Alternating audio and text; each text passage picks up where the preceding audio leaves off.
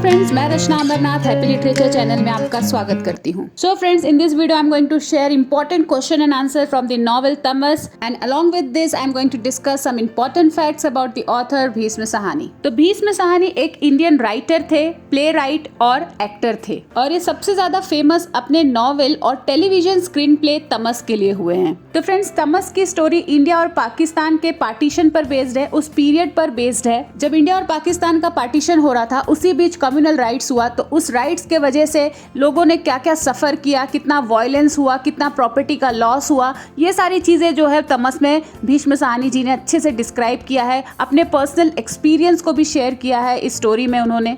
इस नॉवेल का complete summary का वीडियो मैंने ऑलरेडी अपलोड कर दिया है, लिंक मैंने डिस्क्रिप्शन बॉक्स में दे दिया है, जरूर से चेक करना उसे, क्योंकि एक बार आपको समरी पता है, स्टोरी अच्छे से पता है, तो कोई भी क्वेश्चन अगर आता है तो आप उसे जरूर अटेम्प्ट कर पाएंगे। तो भीष्म साहनी जी को अपने लिटरेरी वर्क के लिए पद्म भूषण भी मिल चुका है 1998 में, और उसके साथ साहित्य अकेडमी अवार्ड भी मिला है 2003 में। और ये फिल्म इंडस्ट्री के एक फेमस एक्टर बलराज साहनी जी के छोटे भाई थे।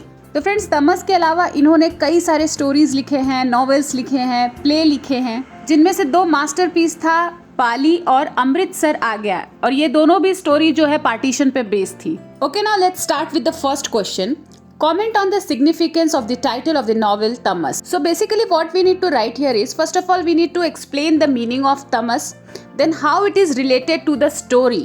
तो ऐसे टाइप के क्वेश्चन में हमेशा इंट्रोडक्शन से स्टार्ट करना है। तमस is a novel written by renowned Hindi author, playwright and actor Bhishma Sahni. It is actually a tale of darkness. तमस का क्या मतलब होता है? डार्कनेस, इग्नोरेंस, तो इसीलिए इसको कहा जाता है tale of darkness. The riots that took place before India got its independence is the main plot of this novel. The novel is set in the motion of Nathu's act of killing of a pig at night at the behest of Murad Ali, and it's being thrown at the entrance of a mosque in a large town of West Punjab. तो पूरे novel की story क्या है? नाथू मुराद अली के कहने पर pig को मारता है और उस पिग के कारकस को मॉस्क पे फेंक दिया जाता है, जिसके बारे में नाथू को कुछ नहीं पता रहता, और इस वजह से वायलेंस इरप्ट हो जाता है, कम्युनल राइट्स फैल जाता है, हिंदू और मुस्लिम के बीच में बहुत ज्यादा टेंशन बढ़ जाता है, और धीरे धीरे ये कम्युनल राइट्स, ये दंगे फसाद दूसरे शहरों में, दूसरे गाँव में फैलने लगते हैं। जब सिचुएशन आउट ऑफ कंट्रोल हो जाता है तो फाइनली एडमिनिस्ट्रेशन इस पे इन्वॉल्व होता है, लॉ एंड ऑर्डर को रिस्टोर करते हैं और हर जगह पर शांति मेंटेन करने की कोशिश करते हैं। तो फ्रेंड्स, आपको इंट्रोडक्शन ऐसे ही लिखना है, थोड़ा बहुत आपको ऑथर के बारे में लिखना है और एकदम शॉर्ट में स्टोरी समझाना है। तमस से रिलेटेड कोई भी क्वेश्चन हो, आप सेम इंट्रोडक्शन यूज कर सकते हैं। Now let's see the main body of the answer.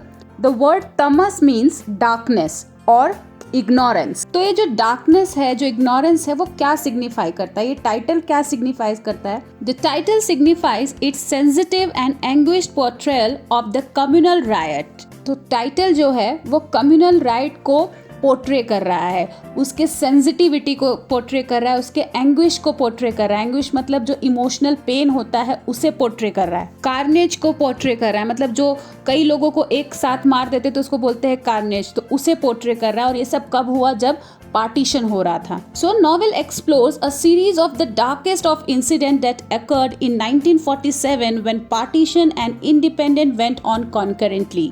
तो नॉवेल वो सारे डार्केस्ट इंसिडेंट को हाईलाइट किया है. तो नॉवेल वो डार्केस्ट इंसिडेंट को, भयानक इंसिडेंट को हाईलाइट करता है जो पार्टीशन के वक्त हो रहा था. इसीलिए जो टाइटल है वो बेस्ट सूट करता है. And title also reflect our refusal to see things in the right perspective. तो ये टाइटल हमें भी रिफ्लेक्ट करता है, मतलब पूरे ह्यूमन काइंड को रिफ्लेक्ट करता है, जो हिंदू हो, चाहे मुस्लिम हो, चाहे सिख हो, उनके पर्सपेक्टिव को रिफ्लेक्ट करता है कि कैसे लोगों ने इग्नोर किया, रेफ्यूज किया सही चीज को समझने के लिए, सिर्फ अपने आप को इम्पोर्टेंस दिया, अपने रिलीजन को इम्पोर्टेंस दिए. It means our blindness to view things sanely and rationally. It shows our ignorance to the ghastly act like killing and criminal act. तो तमस क्या रिफ्लेक्ट करता है? हमारे इग्नोरेंस को रिफ्लेक्ट कर रहा है, हमारे ब्लाइंडनेस को रिफ्लेक्ट कर रहा है कि हम जानते हैं कि सही क्या है, लेकिन उसके बाद भी उस चीज को इग्नोर करके वो करते हैं जो हमें सही लगता है. Now let's see the line taken from the novel which depicts the meaning of the title well. This line is said by Nathu to Murad Ali. जब नाथू मुराद अली को कन्फ्रंट करता है कि तुमने मुझसे ये सब क्यों करवाया, क्यों पिग को मरवाया, तो मुराद अली बोलता है तुम्हारे पास कोई प्रूफ नहीं है कि मैंने करवाया। अगर तुम एक बात किसी और को बताओगे तो तुम ही क्रिमिनल कहलाओगे और तुमको जेल में डाल दिया जाएगा। इस पर नाथू बोलता है कि मैंने जो किया वो इग्नोरेंस में किया, मतलब उसे नहीं पता था कि वो पिग को जो मार रहा है तो मुराद अली उसका क्या करेगा। फिर बोलता है लेकिन बाकी जो सब कर रहे हैं, मार रहे हैं, मर्डर कर दे रहे हैं, राह चलते लोगों को मार दे रहे हैं, इनोसेंट लोगों को मार दे रहे हैं, रेप कर दे रहे हैं, वो लोग तो ये काम इग्नोरेंस में नहीं कर रहे, वो लोग तो अपने खुले आंखों से कर रहे हैं, वो लोग जानते हैं वो क्या कर रहे हैं। तो अगर मैं क्रिमिनल हूँ तो ये बाकी सारे लोग तो मुझसे बहुत बड़े क्रिमिनल हैं। Whatever I did was done in ignorance. What about those who are setting fire and killing innocent pedestrian and committing such heinous crime? Pedestrian मतलब जो राह चलते लोग हैं और heinous मतलब बहुत ही brutal crime. Why are they indulging in such foul acts with wide open eyes? If I am criminal, aren't they worse criminals? So friends, the title Tamas suggests darkness and death which relates with the atmosphere of that time. तो ये darkness और ignorance का actual मतलब क्या है?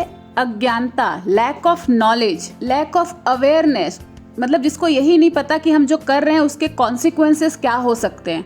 The word also takes us back to the ancient Sanskrit well-known phrase Tamsoma Jyotirgamaya, which means may the light of the knowledge remove the darkness of ignorance. The title of the novel is a Hindu word which means one of the three qualities, three guna that comprises all elements of being. All elements of being मतलब all elements of existence.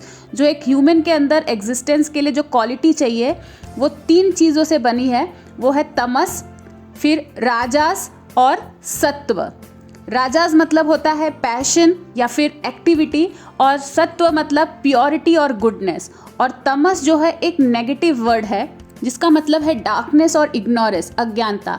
तो ये तीनों ही quality हर इंसान के अंदर रहती है, किसी में ज़्यादा रहती है, किसी में कम रहती है। सबके अंदर नेगेटिविटी रहती है, सबके अंदर पॉजिटिविटी रहती है, लेकिन किसी में ज़्यादा होता है, किसी में कम होता है। तो जिस इंसान के अंदर तमस ज़्यादा है तो उसके अंदर कैसी क्वालिटी होगी? हेट्रेड की क्वालिटी होगी, उसके अंदर लेजीनेस रहेगा, लेथार्जिक लाइफ रहेगी उसकी, and that person will likely to live in a constant state of chaos at worst. So friends, that's all for this question. I hope you understood the meaning of tamas and how it is related to the story. और friends, अगर आपको अब तक का video अच्छा लगा है तो प्लीज इसे लाइक कर दीजिए और चैनल को भी सब्सक्राइब कर लीजिए। Now let's see the next question. Discuss the narrative structure of Bhishma Sahani's novel Tamas. So what is narrative structure? Narrative structure means the manner or the order in which story is presented to the reader, to the audience. So again you have to write the introduction. Introduction would be the same as I have given in the first question. Now let's start directly with the main body of the answer. तो first point में आपको पूरी story को एकदम short में समझा देना है। आप इसे रीड कर लीजिए, ये पूरे स्टोरी का शॉर्ट समरी है। तो पहले आपको ये बताना है, इस पॉइंट में पूरा ये एक्सप्लेन किया है कि कैसे मुराद अली ने नाथू को पैसे दिए पिग मारने के लिए, और फिर वो पिग का कारकस मॉस्क में मिला, उसके क्या कॉन्सिक्वेंसेस हुए, कैसे टाउन में टेंशन बढ़ा हिंदू और मुस्लिम के बीच और साथ ही साथ सिख और मुस्लिम के बीच। तो ये सारे पॉइंट्स आपको फर्स्ट पॉइंट में एकदम शॉर्ट में समझा देना है। Now here comes the second point और second paragraph. The novel is divided into 2 part. अब ये हम यहाँ पर एक्चुअल स्ट्रक्चर की बात कर रहे हैं। Novel is divided into 2 parts.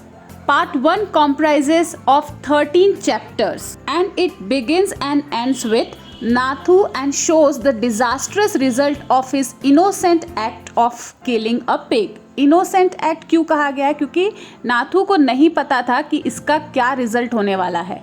In these 13 chapters, we are introduced to all the major forces in the town. The Congress, the Muslim League, the British administrator, Hindu fundamentalist and communist. तो town में जितने influencer group थे उनको introduce किया गया था इन 13 chapters में। We go through the lens of the town and its bada bazaar both before and after the riots. Much of this comes to us through the consciousness of Nathu. मतलब ये सारे सीन को हमने नाथू के थ्रू देखा, जब नाथू यहाँ वहाँ स्ट्रीट पे ऐसे ही रैंडमली घूम रहा है, कुछ सोच रहा है, तो उसके थ्रू हमने चीज़ों को ऑब्जर्व किया। So part ends with Nathu's confessing his sin to his wife. तो फर्स्ट पार्ट का एंड कब होता है? जब नातू अपने वाइफ से अपने एक्ट के बारे में कन्फेस करता है कि उसने पिग को मारा है और उस वजह से इतना यहाँ पर वायलेंस फैल गया है।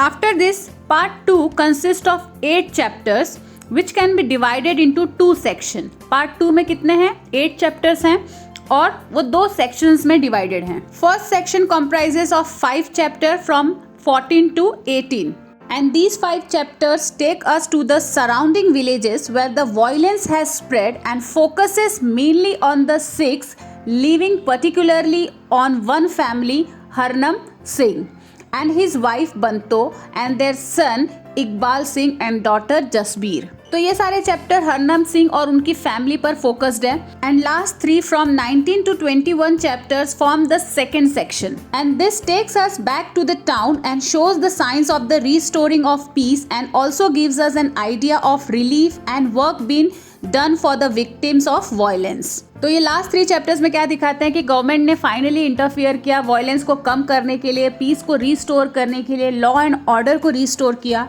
As a progressive writer, Sahani does not favor any particular community.